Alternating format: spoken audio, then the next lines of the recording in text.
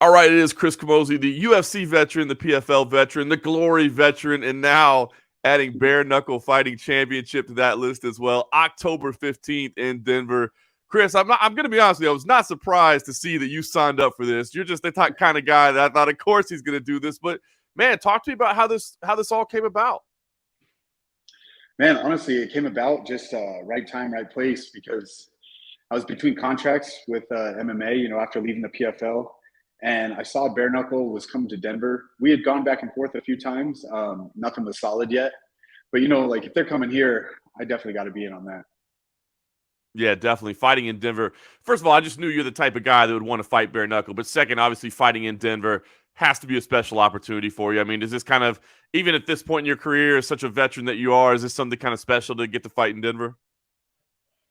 Yeah, definitely. Somebody recently told me on social media, or no, it was Reddit, um, that basically I would be on the card that's reintroducing bare knuckle to Colorado. So I didn't even think about it that way. I know UFC one was here, so they weren't wearing gloves, but I think this is the first bare knuckle event that Colorado's had, as far as I know. So it is pretty special. I never got to fight here in the UFC. It never worked out. Even though I was with the UFC forever, it just every card that was here, I was already booked or something happened. So I fought here for glory, and that's amazing. I got a ton of friends, family, fans. So it's usually loud when I fight here. So I'm looking forward to it again. I love it. I didn't even think about that historical tie-in. That's actually a great point there. Well, kind of harkening back to the roots of UFC one, right? I mean, that's a pretty cool thing. Yeah, it is. And then I train at Genesis out here in Denver. So we actually have the UFC one cage in the gym. So it's pretty cool. Is that right? Yeah, yeah, it's in the gym. That's when we spar in. That is very cool, man. That's awesome. It's a shame because the venue, obviously, that it was in doesn't exist anymore. I think it's like basically a parking lot at Mile High Stadium or whatever. But that's pretty cool that you have the actual cage. Yeah, if it was at McNichols, that would be cool. But the First Bank Center is still a big venue. I fought there for Glory, and they put on a good show. So I'm really excited for it.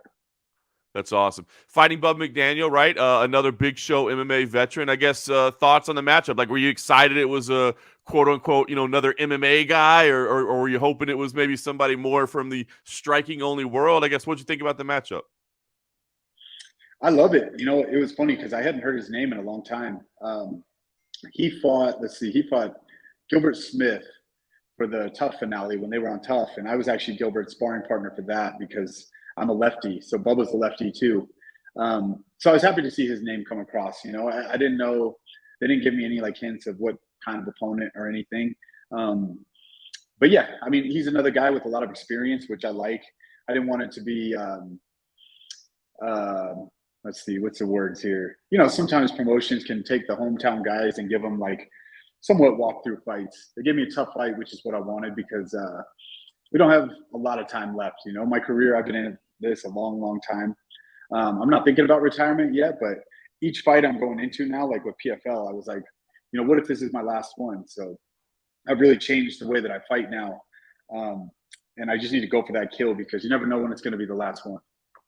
That's true. That's true. You're not promised tomorrow. What type of training adjustments have you made? I find it very interesting to talk to guys that are making the adjustment to bare knuckle, right? Because you can't exactly train for it 100%, right? I mean, you can't go out there and do like bare knuckle sparring. But at the same time, a lot of people are saying it's easier on them, especially MMA veterans, because you're not doing the grappling and the wrestling, which really is where a lot of the injuries and the grind takes place in training. So I guess talk to me about how you've approached training for this.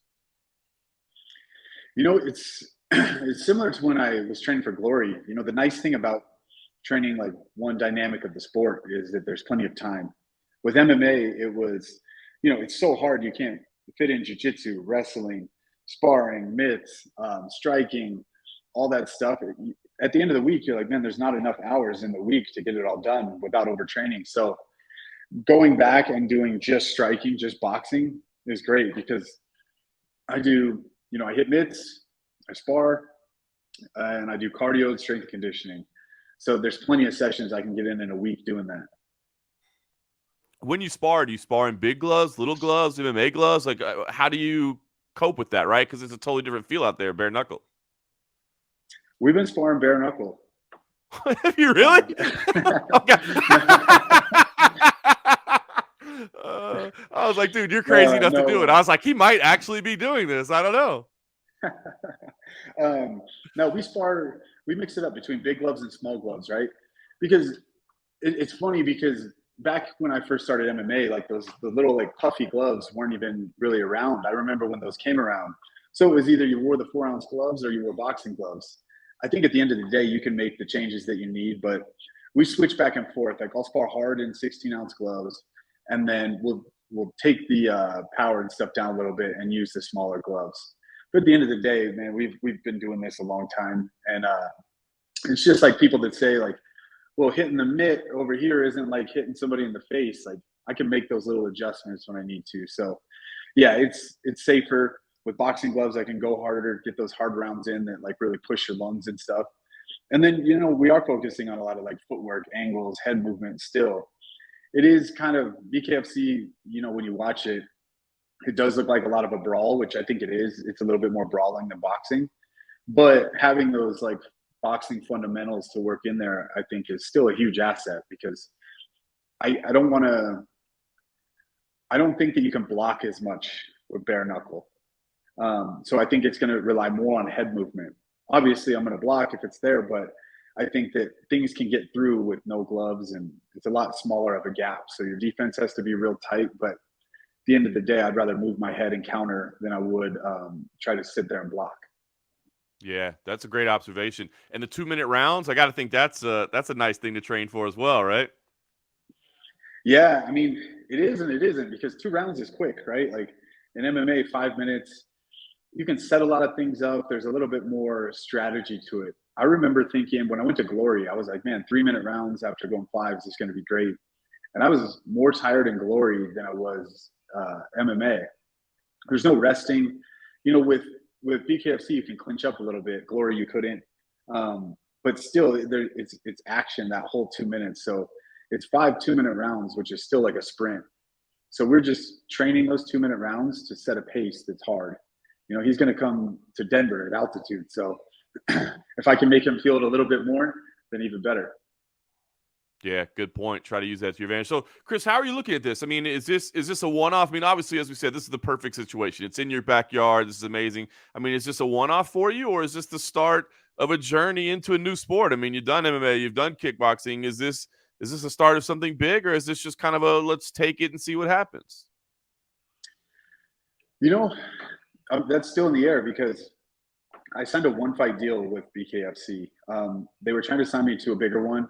I signed a one-fight deal with the option to renegotiate after because I'm in this sport and I'm in fighting now to make as much money as I can. So if that second offer comes through and my contract's bigger, then I would love to stay. It looks like a blast. I know I'm going to love it. But yeah, I'm going to bet on myself here. That's why I was like, I'll take the one fight instead of the contract. And then we'll talk after. So I think it's a good place to be. I love it, man. That's a very, very smart play, leaving your options open. Hey, you may find out you don't like it as much as you thought you did, but if you do, you still have that option. So a brilliant play from you there, Chris. And I guess you touched on it, not thinking about retirement, but we realize you can't do the fight game forever, right? So what are you mapping? I mean, how much longer do you see yourself doing this? Whether it be bare knuckle, MMA, kickboxing, boxing, grappling, whatever it is. I know you'll take any form of combat sport that you can get, but how long do you want to keep doing this? Man, I've always said I'm going to do it. I'm going to do it until I don't love it anymore. So right now I still love it. I work a full-time job. I've always worked. So I don't need to fight, which is a good spot to be in. That's why I sat out for a while after the PFL thing. I was playing out options. Back in the day with the UFC and everything, like that was my full-time job. I needed to fight. And now it's really nice that I can negotiate. I can pick and choose what I want to do, which makes it more fun. My body wants to do it. My mind wants to do it. It's that want to be there rather than have to be there. And I think that's going to be a big advantage, just like last PFL season was kind of like that. I chose to be there. And I think that I put on some of the best performances in my career because of that.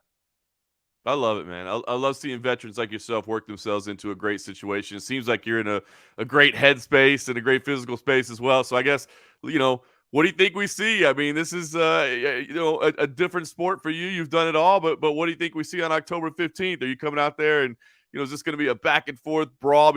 Hey, people get cut up in this thing. They get some blood soaked brawls. Or do you think you can get out of there clean and just get some a dominant win? What do you think we see here? I think we see a dominant win, but I don't know if I ever get out clean, man.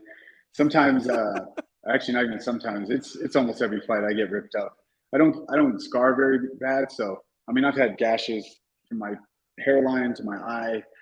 I get stitches every fight, so I don't expect anything less. But I think what we see here is I imagine he's going to come out hard. He's been out a while, so my whole game plan is to step in on everything. So I'm going to make him pay for that. And let's start hard and finish hard. We don't get paid by the minute. And again, like these might be the last few years of my career, so I really want to enjoy them and have no regrets. So for me, I think October 15th is going to be very exciting. It's going to be a banger because I'm not going backwards on him. I love it, man. I knew you wouldn't. Absolutely can't wait for it. BKFC, October 15th, Denver. Chris Camozzi making his debut, and then we'll see what happens from there. Maybe he makes a title run. Maybe he does MMA. Who knows? It's all on the table for you. Yeah, man, I can't wait. Like I said, I would love to do it. I love to fight any which way. So wherever the money is, that's where I'm going to go. I love it. Chris, always a pleasure to catch up, man. Best of luck October 15th. We'll definitely be watching. All right. Thanks a lot, man. It's good seeing you again.